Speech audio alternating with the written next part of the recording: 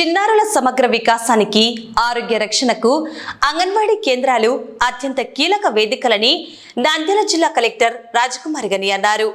శనివారం నంద్యాల పట్టణం బొగ్గులెన్ ప్రాంతంలోని అంగన్వాడీ కేంద్రాన్ని కలెక్టర్ స్వయంగా పరిశీలించారు. ప్రభుత్వం అందిస్తున్న సదుపాయాల వినియోగం, చిన్నారులకు అందుతున్న సేవలు, పోషకాహార పంపిణీ విధానాన్ని ఆమె క్షుణ్ణంగా సమీక్షించారు. ఈ సందర్భంగా కలెక్టర్ మాట్లాడుతూ కేంద్రంలో పరిశుభ్రత ప్రమాణాలను మరింత మెరుగుపరచాలని సిబ్బందిని ఆదేశించారు.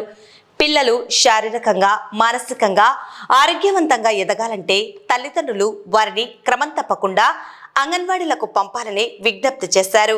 జిల్లా వ్యాప్తంగా 6 ఐసిడిఎస్ ప్రాజెక్టుల పరిధిలో మొత్తం 1663 అంగన్వాడీ కేంద్రాలు నడుస్తున్నాయని, వీటి ద్వారా గర్భిణీలు, బాలింతలు, చిన్నారులకు నాణ్యమైన సేవలు అందుతున్నాయని కలెక్టర్ వివరించారు.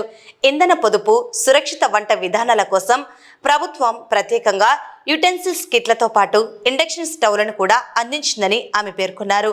చిన్నారులకు పాలు, గుడ్లు, పౌష్టికాహారంతో పాటు ఆటపాటల ద్వారా ప్రాథమిక విద్య నైపుణ్యాలను నేర్పిస్తున్నట్లు కేంద్ర సిబ్బంది కలెక్టర్కు వివరించారు. మన జిల్లాలో 1663 అంగన్వాడీ సెంటర్స్ ఉన్నాయి. 6 ప్రాజెక్ట్స్ పరిధిలో ఉన్నాయి. మన రాష్ట్ర ప్రభుత్వం ప్రతి అంగన్వాడీ సెంటర్కి చిన్న పిల్లలకి కుక్ చేసి పెట్టడానికి ఒక చక్కని యుటెన్సిల్స్ కిట్, అలాగే ఇండక్షన్ స్టవ్ కూడా ఎనర్జీ కన్జర్వేషన్లో భాగంగా ఇండక్షన్ స్టవ్ కూడా ప్రమోట్ చేస్తూ అన్ని అంగన్వాడీ సెంటర్స్కి మనం ఇచ్చాం. సో ఆ యూటిలైజేషన్ ఎలా ఉంది ఏంటి అంగన్వాడీ సెంటర్స్ది అని చెప్పి ఈరోజు ఇక్కడ మన బొగ్గులైన్లో ఉన్న అంగన్వాడీ సెంటర్ని చూడడానికి వచ్చాము. వీళ్ళకి యుటెన్సిల్స్ కిట్ అందింది, అలాగే ఇండక్షన్ స్టవ్ కూడా అందింది. ప్రాపర్గా యూటిలైజ్ చేస్తున్నారు. క్లెన్లీనెస్ ఇంకా చాలా ఇంప్రూవ్ చేయాల్సింది ఉంది. పిల్లలు కూడా అంగన్వాడీకి రావడము తల్లిదండ్రులు కూడా సహకరించాలి. ఎందుకంటే ఇక్కడ చాలా చక్కని న్యూట్రిషియస్ ఫుడ్ వాళ్ళకి మనం ఇస్తున్నాం. మిల్క్ ఇస్తాం, ఎగ్ ఇస్తాం, మధ్యాహ్నం భోజనం పెడతాం, ఆటపాటలు చెప్తాం. కాబట్టి వాళ్ళు మానసికంగా ఉల్లాసంగా ఉంటారు, శారీరకంగా కూడా ఉల్లాసంగా ఉంటారు. 1వ తరగతి జాయిన్ అవ్వడానికి సిద్ధంగా ఉంటారు.